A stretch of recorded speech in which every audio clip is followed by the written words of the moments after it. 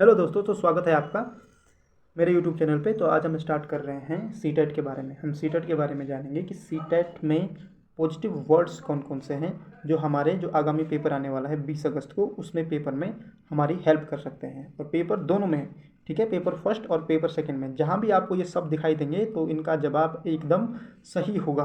तो स्टार्ट करते हैं वो कौन कौन से वर्ड्स हैं जिन्हें आप ध्यान रखेंगे। पहला है एक्टिव। तो पूरे सीटेट के पेपर में आपको बच्चों को एक्टिव ही दिखाना है, ठीक है। जिस प्रकार हमने लिखा हुआ है कि जिस विकल्प में बच्चा एक्टिव होगा या स्वयं से प्रश्न को हल करने का प्रयास कर रहा है वह सदैव विकल्प सही होगा, ठीक है। तो आपको पूरे पेपर में बच्चे को एक्टिव दिखाना है। जिस पेपर में बच्चे को निष्क्रिय दिखाया गया होगा वो ऑप्शन हमेशा गलत है, ठीक है, क्योंकि बच्चा क्या है, ज्ञान का निर्माता है। दूसरा शब्द कौन सा है देखेंगे।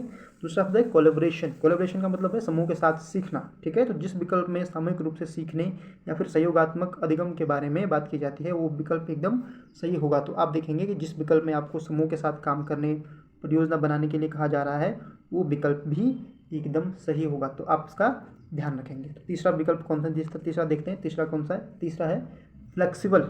फ्लेक्सिबल का मतलब होता है लचीलापन। अगर सिलेबस की बात आए, टीचर का व्यवहार आए, ठीक है, छात्र के साथ कैसा बिहेवियर रखना चाहिए, वो सब क्या होना चाहिए, फ्लेक्सिबल होना चाहिए। हम लोग बात करते हैं यहाँ पे कि जो बच्चे के लिए जो पहला है आपका पाठ्यक्रम, पाठ्यक्रम कैसा होना चाहिए, अध्यापक का व्यवहार कैसा होना चाहिए, वो सब फ्लेक्सिबल होना चाहिए। क्योंकि जो बच्चा है वो क्या है, सिस्टम के लिए नहीं बना है, सिस्टम बच्चे के लिए बना है। तो इस बात का आप विशेष ध्यान रखेंगे। ये कुछ की वर्ड्स हैं जिनको याद रख के आप अपना सीटेट का पेपर क्लियर कर सकते हैं।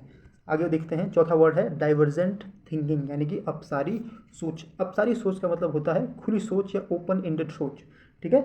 इसमें जो डाइवर्जेंट थिंकिंग है इसमें हम याद रखेंगे कि हमें एक, जैसे एक समस्या है हमारे सामने, तो उस समस्या को हम कई अलग अलग समाधानों से हल करने का प्रयास जो करते हैं, ठीक है। इसमें आपको सबसे पहले देखना है कि इसमें एक तो ये ओपन एंडेड थिंकिंग हो गई। दूसरा है इसमें बच्चे में सृजनात्मकता का विकास होगा, ठीक है। वो क्रिएटिव बता, जो क्रिएटिव है बच्चा वो क्रिएटिव होगा इसमें, ठीक है। कौन सी थिंकिंग में, अपसारी सोच में। दूसरा है कि एक बिंदु से ये विभिन्न दिशाओं की तरफ सोचेगा। जैसे हमें एक प्रॉब्लम दी गई है तो हम उस पर अलग अलग समाधानों द्वारा उसका समाधान करने की कोशिश कर रहे हैं, ठीक है। कभी भी आप लोग अपसारी जो जो ये है, अपसारी जो सोच है उसको गलत नहीं करेंगे। गलत हमेशा अभिसारी सोच होती है, ठीक है। आगे चलते हैं, बात करते हैं कि अगला कौन सा है। 5वें नंबर पे जो वर्ड्स है वो है चाइल्ड सेंटर करिकुलम, ठीक है। पहले के जो टाइम था, जो आप देख रहे होंगे कि जो पुराना सिलेबस होता था वो टीचर का, उसको केंद्र में रखा जाता था टीचर को, लेकिन जो अब सिलेबस है उसमें क्या है, चाइल्ड सेंटर में होता है, ठीक है। तो आपको जिस भी ऑप्शन में कहीं भी दिखे कि बालकों को जो है सेंटर में रखा है वो ऑप्शन सही होगा। क्योंकि जो सिलेबस होता है ये बालकों की मानसिक योग्यता और उनके एज के अनुसार डिज़ाइन किया जाता है, ठीक है। तो हर ऑप्शन में आपको जहाँ भी ये लगता है कि जो करिकुलम के बारे में पूछ रहा है तो वहाँ पे हमेशा चाइल्ड सेंटर सही होगा, ठीक है। आगे बात कर लेते हैं हम लोग कि कौन सा वर्ड है। एक है इंक्लूसिव, ठीक है, समावेशन। तो समावेशन का मतलब होता है कि जैसे हमने लिखा हुआ है कि पृथक्करण जो होता है वो जो हम मार्क करते हैं किसी को या फिर रैंक करते हैं, तो पृथक्करण जो होता है वो प्रकृति के नियम के विरुद्ध होता है। अर्थात जिन विकल्पों में अलग थलग करना, स्तरीकरण करना, पृथक करने वाले शब्द आते हैं वो सब गलत होते हैं। तो आप इस चीज़ का विशेष ध्यान रखेंगे। इसीलिए जो इंक्लूसिव एजुकेशन का जो कंसेप्ट आया है जिसे जॉन डीवी ने लाया है वो क्या है, सही है शिक्षा के मामले में। तो आप बच्चों को अलग थलग करने की कोशिश नहीं करेंगे, ठीक है।